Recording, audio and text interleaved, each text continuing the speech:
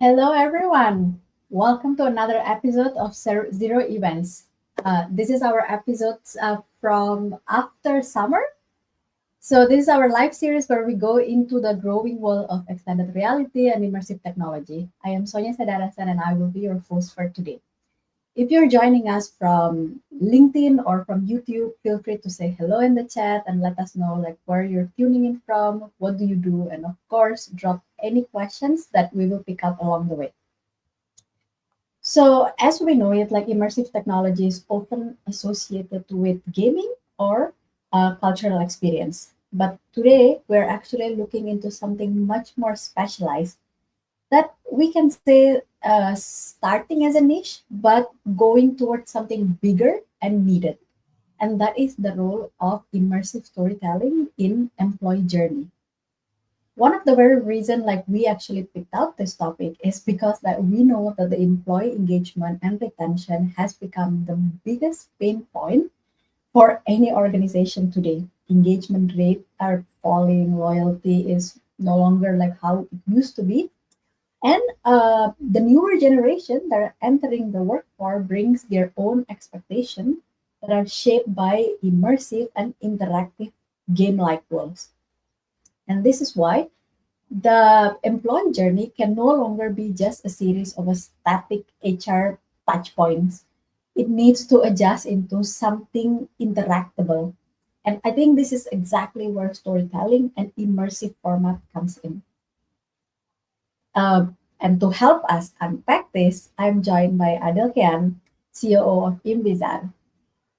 Their company create immersive storytelling that helps organizations to redesign employee journey with creativity and data.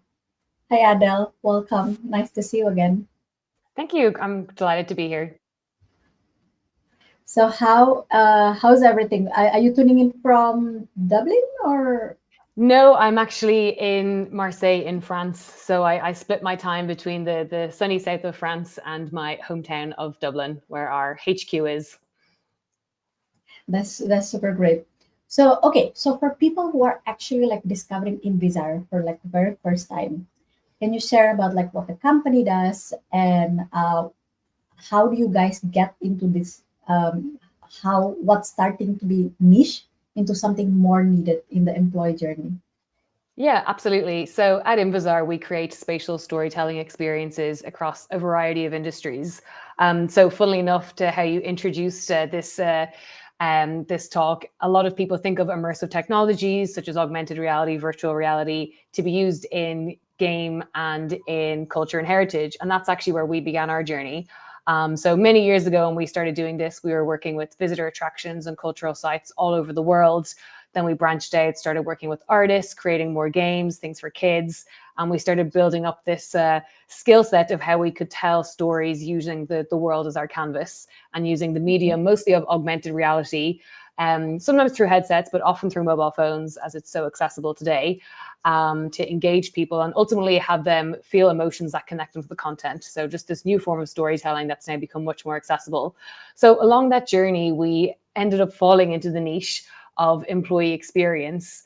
So really for us, it came from the fact of in the workplace, people are often on spreadsheets and writing notes and they're overwhelmed with post-its and all of these sort of emails. And the second you finish work, you're back on your phone, you're scrolling on Instagram, watching videos, you're at home on Netflix and you're consuming entertaining content. And more, we're looking at interactive content, playing games on our phone. So why in the workplace should messaging be any different? So we were really exploring, can we use the devices people have and use the mechanisms that people have to engage with other content in the workplace and bring that sense of fun and culture, whilst, educating people on new strategies or different goals that companies want to instill in their employees. And we've had great success even within different companies and how we're using this technology, whether that's from helping people reach sustainability goals, communicating a new strategy, helping with new employer branding, and tying it into lots of bigger campaigns.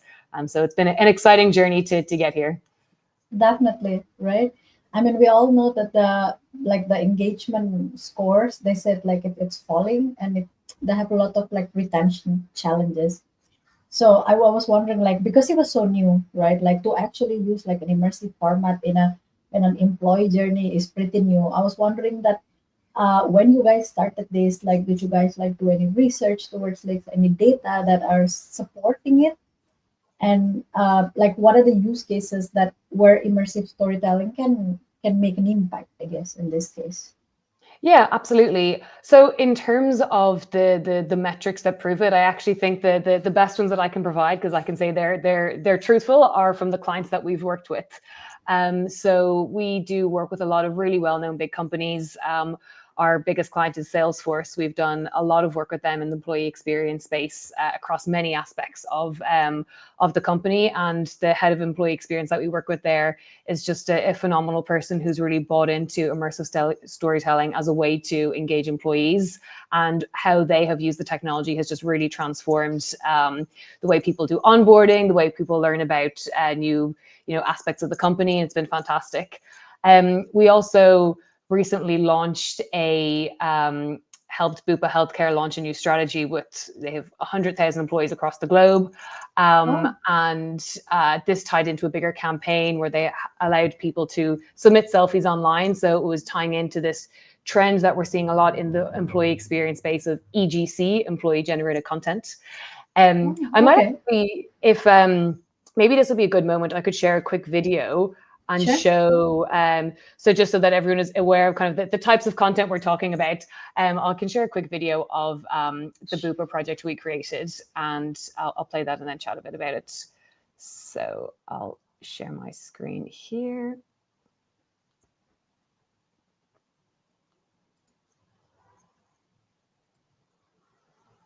Okay, it's a minute long. I'll let it play. When we were thinking about the comms campaign to launch our new corporate strategy globally, we were really thinking about our audience. So we have over 100,000 people at Bupa globally, and they are time poor. And we wanted to make sure that they had an opportunity to engage in something fun, but was quick as well, and to help them get the deepest understanding of the strategy that we could in the limited time we had available. We've got a really bright, bold business strategy that we're trying to lay out, and we needed an experience that matched up to that. And the AR experience just brings it to life for people. It literally brings it to their desks, to their homes, wherever they want to engage with the strategy. It's not just one thing. It's not just a video. It includes gamification. It includes senses orally. It's a much more holistic way of communicating with people. I think it gets everyone on board. I think the colours are fantastic. It lifts everyone's spirits as soon as they walk in the office. Loved it, and I thought it really helped bring the strategy to life in a really fun and unique way. It sets a tone for the organisation that we are a digital first organisation, and people really seeing that internal comms is demonstrating that to the whole organisation, that let's be brave and try new things and use digital as much as possible.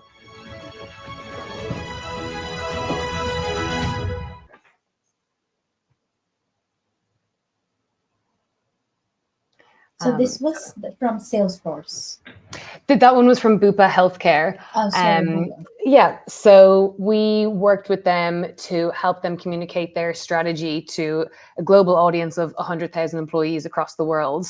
So the challenge was really, how can we instill this information in employees, measure their retention rate of this new information, and ensure that people are having fun while doing it. So what we did was we created essentially a web AR based experience. So people on their mobile phones all around the world just needed a Wi-Fi connection to access the experience. And they embarked on 7 different activities where they could meet the CEO in augmented reality. So you could then project the CEO right into your office, your home, wherever it may be, who introduced the experience. So it really kind of built that connection, that it felt like this personal experience. And it was delivered in 6 different languages. So automatically kind of the phone knew where people were based and allowed it to be spoken directly in their language, which was just a really great way to get that sense of inclusivity across the organization. And then this was a really great example of turning data into storytelling. So there was a lot of facts and figures and percentages, which we wanted to communicate in a fun and playful way. So Bupa have a metaphor about how the kind of this elephant in savannah is how they represent their organization. So we were really able to play on that theme. So we created these fun experiences where you could see these giant elephant footprints appear, and he was stamping in these facts and figures. So it was just that really a visual way for people to see information presented in a new way and allow them to have the fun, novel activity, follow the footsteps and see the information. So a big thing in spatial storytelling in general is the kind of the kinesthetic learning by moving. So when people are moving and they're seeing something interesting and fun, they're more likely to remember it. But to test that, at the very end of the experience, after they tried the 7 different activities, there was a mini quiz that people had to do, so they could test their knowledge of did they remember things from the strategy. And the average score was, I think, like 92.5% or something like that. Wow. So Yeah. it really showed that people were retaining the information, which was really great. And then at the very end, once all the activities and quiz were completed, employees were prompted to upload content to an online work portal, essentially kind of like an internal comms platform, to show they had completed the experience, and it helped them enter a competition. So this is where it goes into the kind of employee generated content. And then all of a sudden you have thousands of selfies of smiles, and then other people say, I want to do that too. So the whole campaign was able just to build on itself. And even besides Bupa and all the work that we do for Salesforce, they're absolutely amazing at encouraging their internal teams to be involved, take photos, and engage in mini competitions internally, which also encourages people and their work colleagues to get together and embark on these quests and adventures in augmented reality. So it just ends up being a lot of fun in the workplace, and then you end up learning about culture and values, and the goal is really that you feel more connected to the workplace, which ultimately then is tying into that increased, retention is tied to increased productivity. So it's all kind of just feeding into that picture of, work can be fun. And the more you know about your kind of, spend time with your colleagues and understand the goals of an organization, you do feel more a part of it. Yeah, that is true. I mean, to think about it, like when somebody feels like present and they really feel like they're inside the story. Because I remember, if I'm not mistaken, I tried this. This was the one with the portal, right? Yes, yeah, Yes, absolutely. Yeah, right. You've tried this one. So yeah, I thought like it was nice because then it felt like you're going inside and you move inside it and everything just changed. And then I remember like moving around it like that. It does makes it does give you feel like somewhat, even though you're using mobile, like it does give you feel like you have agency, and then you Yeah. wanna like interact with it a little bit more. Well, I think that's the reality, right? Like today, there are a lot of companies that are still using, they rely on a PDF and the slide decks to get their message like across. And then like when you do an onboarding, you have like I don't know, 70 pages of a slides, and then you need like to look into, and you're like, oh my god. But of course, like I think in this case, in Bizarre, like managed to actually speak their KPI, like a corporate or KPI, to actually offer this. And actually, what I think, like when we connect the dot together, right?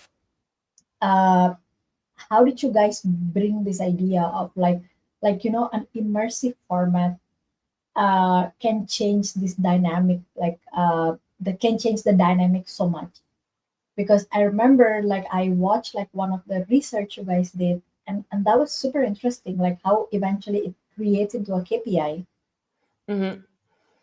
So the like KPIs are always super, super, super important. And from the start of a project, we'll always plan with the client what are the main goals that we're trying to reach, and how can we then build analytics into the platform so that we can see how many people are we reaching, how long are we reaching them for, where are they located, so that we can get a sense of how different teams are interacting with the content. In terms of when we first started working in this space, it was really finding the right people who were working in the heads of internal comms or employee experience, who were really kind of change makers in their organizations. So I think it was kind of, let's say, anyone who already was in agreement of, we have these different types of internal communications. As you were mentioning, there's kind of what we have classified as the kind of 1D format, the one way, sending emails or newsletters. It's sharing information directly with employees, and that activates your language center in your brain. So you receive information, but it's one way. So that's great for telling people, there's an event on Friday, remember that info. And then the next step on that is the sort of 2D, so the two-dimensional, two-way form of internal communicating. So things like town halls or Q&A sessions. So it adds that social cue where it becomes this dialogue between two people. So that's great for the yearly strategy meetings to get people aligned, to explain how things work. And now really the next level where our clients are looking to explore is that internal experiencing. So really the 3D aspect of, how can we emotionally engage with people, have that sense of agency and presence and something multisensory. So it's really, activating the emotional center in the brain as opposed to just kind of retaining information or having that social part. So it's really the next level. And, whether that's a lot of the work that we do, I was saying, is primarily on mobile phones because it's accessible in people's pockets straight away. But we've also done things in headsets too. And it's just finding this initially something that might even seem a bit novel. So there's that excitement of this is something new and people are open to it. And then they can actually spend, an hour embarking on a tour around their new office during onboarding, and they get to really kind of closely connect with the places that they're in.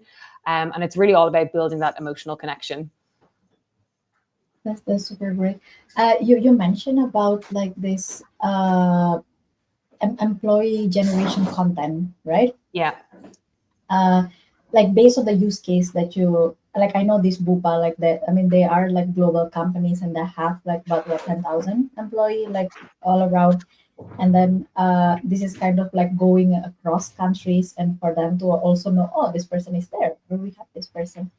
And based on like what you guys have learned so far, right? Like this new immersive format that we have, like for the employee journey, does it give? It has more impact in like the newer generation that are coming into the workforce, or also like the previous generation? Yeah, definitely. We see a huge amount of the younger generation, people who it's their first time in the workforce after college, who really are bought into this type of content in the workplace. And I think they're really engaged in seeing that the place they're working is speaking the same language as them. We're using kind of Definitely, communicating yes. things is the new way to get messages across. So why not use things? People are on Snapchat, Instagram, TikTok every day. They're actually using augmented reality with all these different face filters. So why not bring that into the workplace and really get them on board? So that's really helped a lot. And in terms of then just the EGC campaigns, it's been proven that the most trusted voice inside an organization comes directly from employees. So if you're Definitely, looking yeah. online and researching a company and you see on LinkedIn blog posts and videos and selfies from people who work there, you get a better sense that this is somewhere you want to work. You believe the messaging. Whereas if it's all just things coming directly from the marketing team themselves, you're more suspicious. Is this really the truth, or is it what they want me to think? So it's really a marketing Yeah, team's dream. And they have an EGC campaign and the voices of the company speak for themselves. So it's really to try, anytime we're doing kind of an EGC campaign as a part of one of our projects, we're making sure that companies have the right framework. So first of all, making it easy for people to create content. Because that can be a big blocker. Just say to your employees, go create content. There's going to be yeah. a mental block in what to do. So having the moment in our experiences where you're prompted, stand in and take a picture here. Why don't you take a video of this moment? So they're aware of, oh yeah, this is something to do. Salesforce have amazing campaigns where they encourage creativity. Whoever takes the most creative photos, wins a prize or something. So it's encouraging that in the first place. Then it's having a platform where they know where to share it. So a lot of companies use Slack. Some companies use another platform called WorkVivo. So letting them know, post your content here. So that's where people will see it. And then the third part is the reason why to share. So in other words, should they share because they are going to, win something? Are they going to be part of a competition? Will it encourage, somebody else to do it? So really having that hook of the why as well is super important. And it's really, ultimately at the end of the day, it brings fun into the workplace, which is, what we all want. Yeah. Enjoy where we work, and enjoy getting to know our colleagues in an activity that isn't spreadsheet based or always the, online calls. So it's just something that we've found is really, really effective, and it ties in nicely to the medium of spatial storytelling, where people in the moment are exploring either by themselves or with some colleagues, and then afterwards have these take home kind of digital mementos to keep with them afterwards. So it works really well for, especially in onboarding when people are getting to know each other. Salesforce also recently launched a new global campaign with a new AI product. So they internally asked people to take pictures with AR content at different global monuments. So at their Paris office, at the Eiffel Tower, and You at said, different sorry, locations. you said AI or AR? So we used AR to help Salesforce promote an AI Promote product. their AI product. Yeah, Okay. yeah. So that was really, really interesting. And we're getting a lot of requests for that because, you know, ultimately what we're doing is kind of, if we leave augmented reality aside for a sec, we're helping people transform complex messages into something simple and exciting. So Exactly. turn it into a good story. And, you know, the medium that we're using to do that is augmented reality. So with Salesforce, they have an amazing new product called Agent Force. And like a lot of companies, AI can seem overwhelming to people who don't know what it is. So it was trying to, you know, demystify AI and allow people to kind of connect with the new product in a fun and engaging way. So there was the slide, you know, a lot of edutainment comes into what we do, educating people lightly, but through this entertaining way. And it worked really well. So, you know, a lot of those use cases are very much helping people connect to culture and to, you know, the kind of employer Definitely. brand. Yeah. Another use case that we've done as well, which works really well, is in sustainability, actually. So we, for Earth Week last year, the theme was planet versus plastics. So we worked with Grant Thornton and their internal comms and sustainability department to visualize kind of the effects of climate change through an augmented reality experience. So the initial brief was quite large. How can we visualize, you know, impact through spatial storytelling? So we had lots of amazing ideas. You know, they always say your first idea is never your best, but first idea was pretty cool. It was, you know, could we measure the rising sea levels? So do some sort of visualization where people look through their phone and see kind of the water levels go up and down. So we experimented with that, and it was pretty fun and pretty cool. But it wasn't getting the kind of the Engagement. yeah, exactly. So what we ended up coming up with was a really, really fun experience. Because the goal was really, you know, you know, obviously climate change is a very serious topic, but there's a lot of kind of this scaremongering and, you know, telling people to be afraid. So they didn't want to have that approach of, you know, telling people to stop what they're doing or they're going to contribute to global warming. It was, how Another can we footstep to it. Yeah. Exactly, yeah. So one of their the sustainability team's initiatives was that they purchased reusable coffee cups for everyone in the company. So they wanted to tie in then a campaign to encourage people to use these reusable cups. So ultimately reduce the amount of plastic waste they're consuming every day when you're buying coffee cups. So we came up with this idea then that people virtually could throw a disposable coffee cup in a virtual bin. And then there was a visualization that showed if you did that every day, what that would look like. So you see like 7 cups fall down. And if you do Okay. that every day for the year, 300 cups fall down. What if everyone in your organization did that for the year, and then thousands of cups start to fall and pile all around you? So it was this fun way where people were like, this is why am I putting a virtual coffee cup in the bin? And then as it went on, it was a bit funny because you're like, oh, this is hilarious. I'm seeing things fall down. And then by the end, there is that sense of sheer shock and amazement as people looked all around them in the Grant Thornton lobby and were like, oh, that's a lot of waste. It was an entire landfill site. So then they could directly see the impact of every time they go into work, if they grab a coffee on the way, they're contributing to this visualization that they'll remember of the whole lobby filled with coffee cups. So a lot of the work we Yeah. do is location based. We have different types of AR that we use. Sometimes it's, you know, AR that can be activated anywhere, but we really, really love doing location-based work. So there was that extra then moment of people will do this in the lobby of Grant Thornton. So now every time they come into work, well, maybe They'll not every remember time, but this. definitely for Yeah. the while, exactly. It'll trigger that kind of the memory and the kind of emotion they felt of, oh, that was a lot of coffee cups, and oh, my small little action every single day of using my Keep cup can tie into this bigger picture. So that was an amazing campaign to work on with them, because it really had this, once again, playing into that edutainment. It was this fun little gamified experience that people were doing in pairs with their teams. And they had fun and laughed, but then there was this sense of like, oh yeah, actually, I can make a big difference by this really small behavioral change every day. And then because Grant Thornton had purchased these kind of the Keep cups, it was easy for people to then stick to that change. So they were given the whole kind of tool set of, here's a cup, use it, and here's a fun experience to kind of allow you to make the choice. Okay. Exactly, yeah. So that agency of then people have made the choice that they want to kind of decide what to do. But that's so interesting. Like I would like to try that.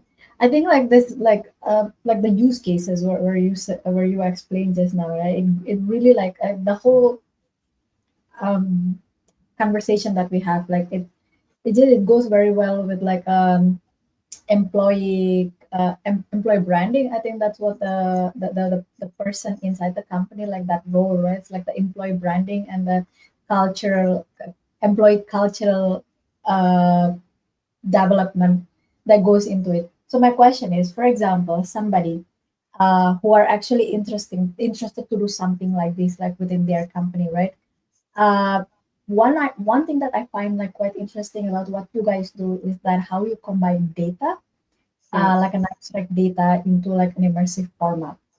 So this is also for them. Like for example, how did you guys like work into that? How do you take that abstract data and then translate them into like an experience that eventually, for example, this employee content generation Yeah. or something that ties them into like a KPI that they can use to sell it back to their organization. Yeah, that's really we're getting into the secret sauce here. So usually when we're chatting with clients in the early stages, we'll be sent a huge amount of PDFs, spreadsheets, PowerPoints with all this information. So I'll get together with my team, and we'll then start to brainstorm what are different techniques and ideas that we could use to bring some of these ideas to life. So usually the hardest part is actually narrowing down the messaging, because usually people want to say all these different points. So we're trying to say, okay, like less is more. Let's pick a few really key focal points. So for example, with the Grant Thornton one, we stuck to, let's talk about coffee cups, but there's loads of types of plastic waste, but it was like, let's just focus on one to get the point across. So we'll try pick out a few like key themes, and then essentially kind of go through what are the different types of gamification and storytelling that we could apply to these. So trying to bring the user on that journey where things are slightly gamified enough that they have the excitement to The continue. engagement to continue, yeah. Exactly, but not that it's too challenging. So we'll try find a hook of, okay, like why would someone keep moving forward? Maybe what's the overall goal here? Are we going to like say to them, you're going to embark on, 5 experiences to learn about the 5 points of culture? So making it really easy for them to see at the start, there's 3 things for me to do, and this is what I'll learn. So kind of just the whole, just really aspect of onboarding people the right way and making sure they're in tune with that. Then we'll start putting together essentially storyboards of ideas of how things could pan out. So we'll come up with usually maybe 3 different concepts of how we could approach the project, focusing on 3 different themes, and always tying in the kind of emotional hook of why we think this is going to engage people and why it's going to be different to emails and decks.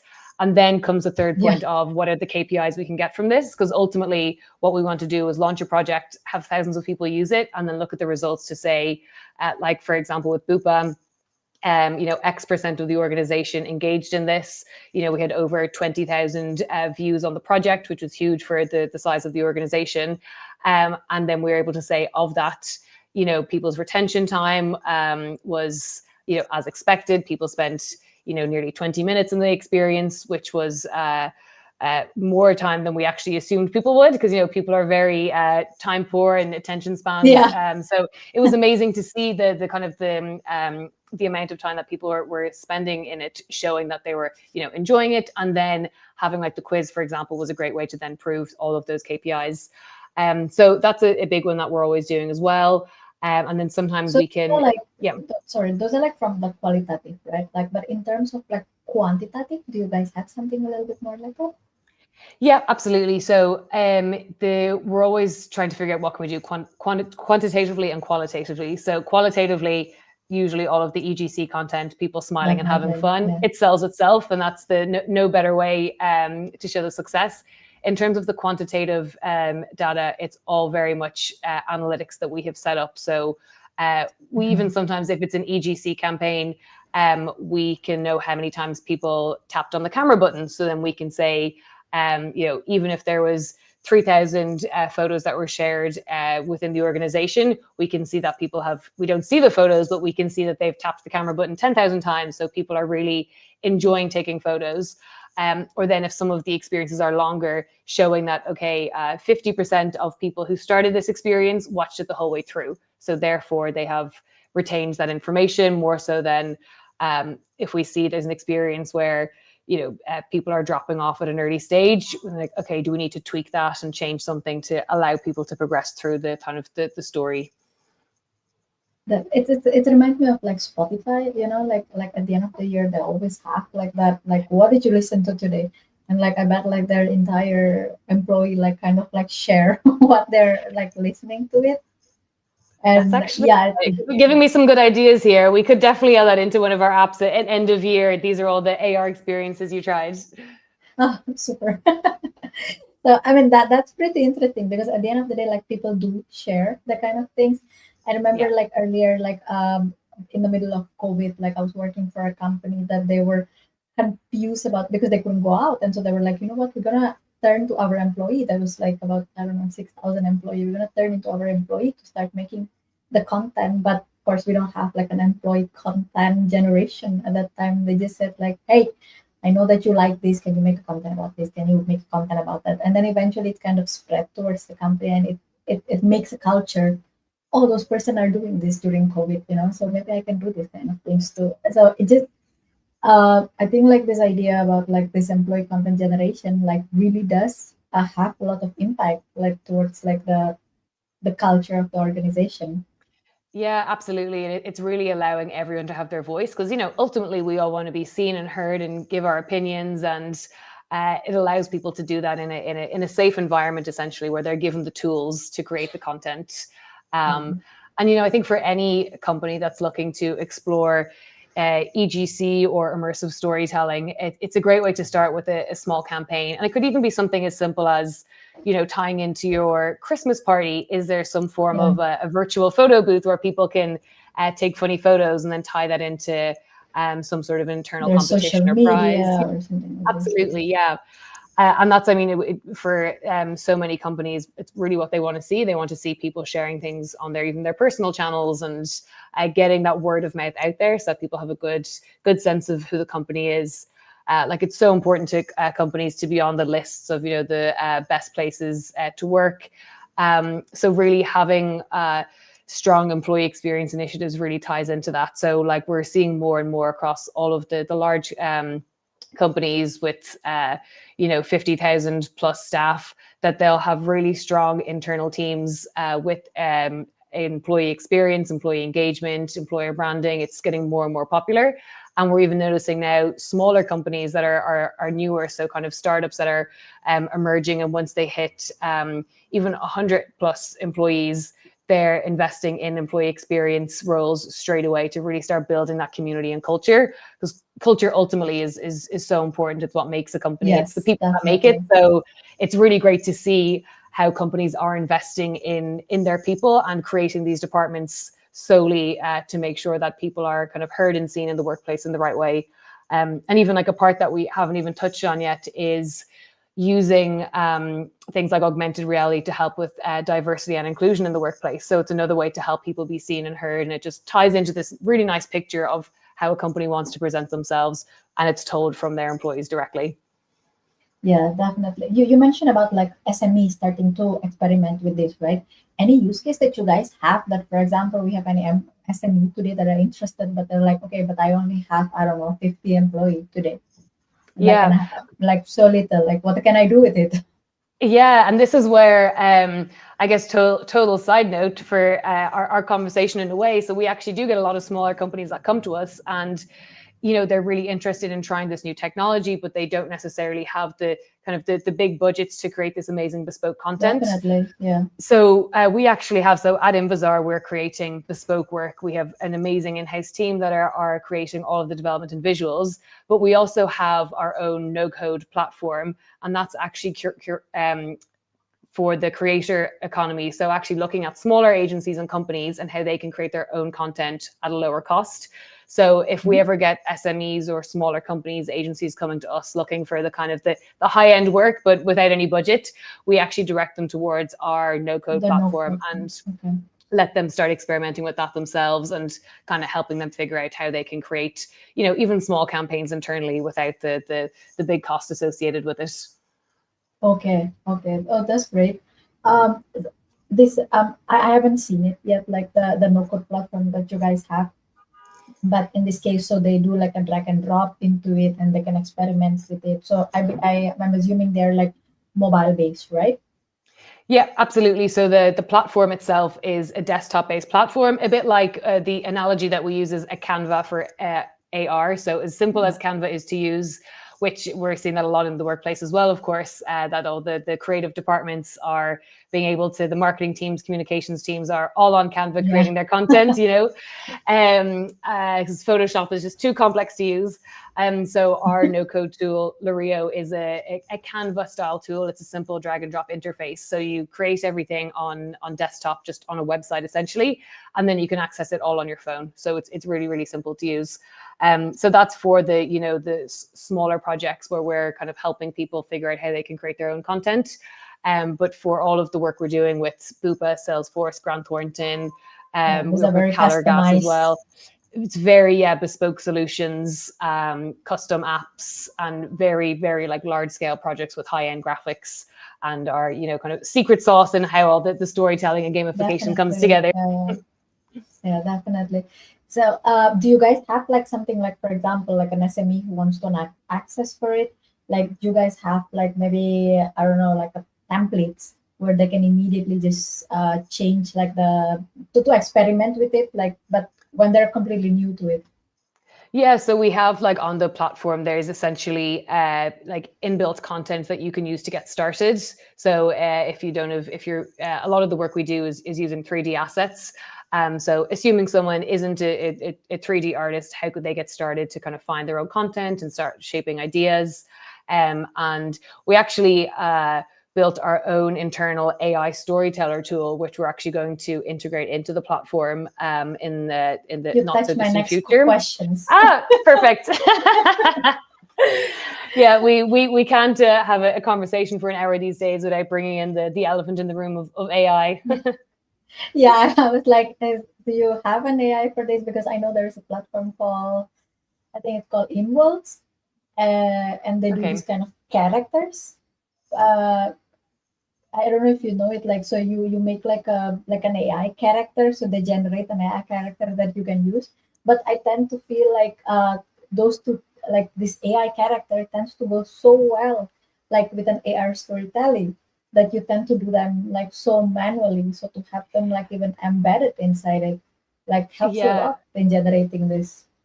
totally. And we're getting more and more requests around AI. So, you know, people curious, do we use AI in our workflows and how that all Yeah. ties in to productivity and improving the quality of our work, which is a whole kind of hour-long conversation in itself.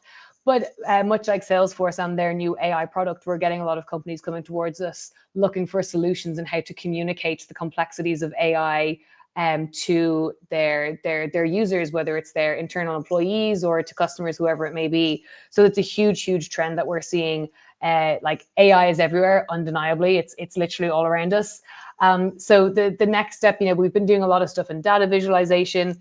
So now at the moment, it's trying to figure out what are the best ways to communicate AI, which to a lot of people is still very abstract. We've done experiences before where we've talked about like the cloud, you know, how do you store things on the cloud, and coming up with metaphors of how you visualize that. So we're doing a lot of work on that at the moment, of like visualizations around how you communicate AI through AR. So mixing all of the acronyms together to confuse people.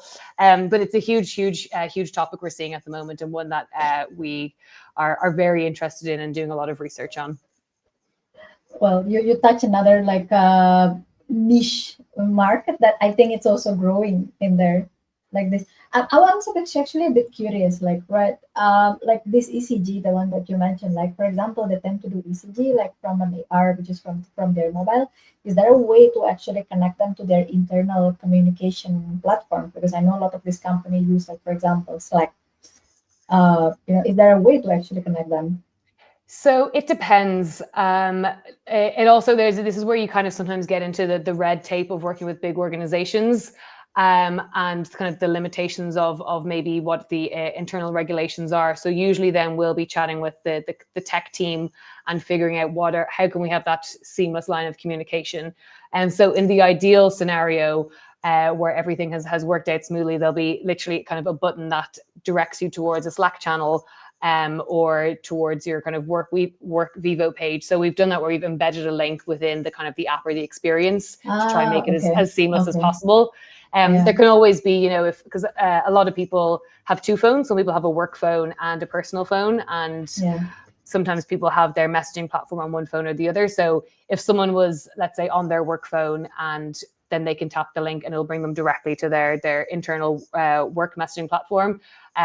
So we always try to make things, like everything as seamless as possible. Yeah. So the technology just stays invisible in the background, and nobody has realized that we're teaching them about AI through AR, and that they're contributing to EGC and all these different, topics that can seem very overwhelming if you say to people. We actually tend to as well avoid too much, saying to people, you're about to use augmented reality, because a lot of people, I think AR is, and this is, AR is becoming much more mainstream, especially since, with the Vision Pro has really started to, own the term spatial computing, and we're seeing a lot more of how Apple are going in that direction, and even Meta now with their new glasses with Ray-Ban and Oakley. It's becoming much more mainstream, that people outside of our zone, because we're obviously in the XR world, so to us it's all normal to say XR, VR, MR. So we are seeing that more and more, but still a lot of people, when we say augmented reality, they think it's virtual reality. So they're envisioning, I put on a headset. I'm like, no, it's not at all. Like, they're AR and VR get thrown into the same umbrella experience. Exactly. And they're worlds apart in actually what the user experience is. VR is very kind of intimate and isolating in ways, and requires a lot more hand-holding for people who aren't familiar with the medium and having the hardware. Whereas AR, if it's delivered on a mobile, is much more of a shared experience with a much more frictionless, seamless onboarding that people can do themselves. So yeah, it's interesting to see how the world is changing and how familiar people are with the terms. We do try avoid any technical jargon in how we're explaining things. So we just say to people, like, you're going to embark on a storytelling journey. Even, the word immersive in itself has become quite overused. It can mean anything. So it's trying to just allow people to get into the story, and then usually the feedback we get from people is kind of like, that's like Snapchat but with the camera the other way, and you're like, that's exactly it. And people that's as simple as that. Yeah, exactly. Based on what you guys see, right? Like, I know you said that there's a lot of there's more and more every day, a lot of requests to actually use AR, right? But based on what you guys have seen, on the research, on the use case, even on the company that you guys are working with, are they getting more mainstream? Probably, is these companies ready to actually use more and more immersive format in their not only employee journey, but I like this idea where you said in town hall, in the employee engagement in this case. So I would love to say just it's a yes all round, but there is a lot of organizations that are still maybe quite traditional, or afraid of doing something wrong. So we have been really fortunate that the clients we work with are really these innovative leaders in their sector. So, our clients at Salesforce and Bupa, Grant Thornton, they're actually really the change makers paving the way forward for the rest of these companies. So, they're leading by example and really showing people that this is a new medium to explore. So, now it's really only in the last 2 years or so we are starting to see, even in the workplace, more gamification. And Salesforce are just a really prime example of that they're so open to these new types of technology and ultimately new types of storytelling. And they really weren't afraid to take that step and dive into this new world. And they've just seen amazing benefits from it, of how it's changed how they're communicating at so many different occasions, when it's a kind of bring your kids to work day, this new branding campaign around AI, new people being onboarded. And they've really paved the way forward, I think, to show other companies how this is possible, how it can be part of a strategy.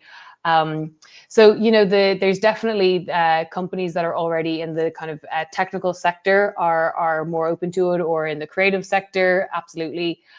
So I would hope that, you know, in the coming months, that we'll definitely see a huge rise in this type of content across all companies, and you know, they can call on Invizar when they're ready.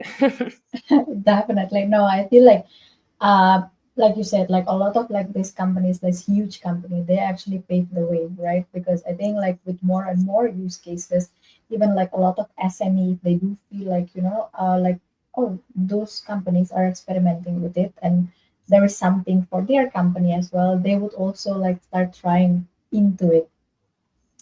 Okay, super.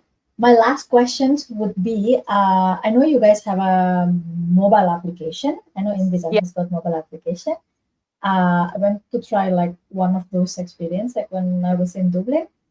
Uh, Sadly, I didn't get to try the Salesforce. Even I live so near with the Salesforce building. Like on the last day, I passed it and I was like, I wish I could try it, but no, I didn't. I know you guys have a mobile phone and the platforms, like the no code platforms. Is that open currently, or like is it a beta? Like when people want to get into it, how do they find Yeah, out? yeah. So I'll chat through kind of all of those three things separately. So the no-code platform, Lario, it's currently in beta testing. Okay. But if anyone who's listening to this wants access, just reach out to me directly and I can get you beta access.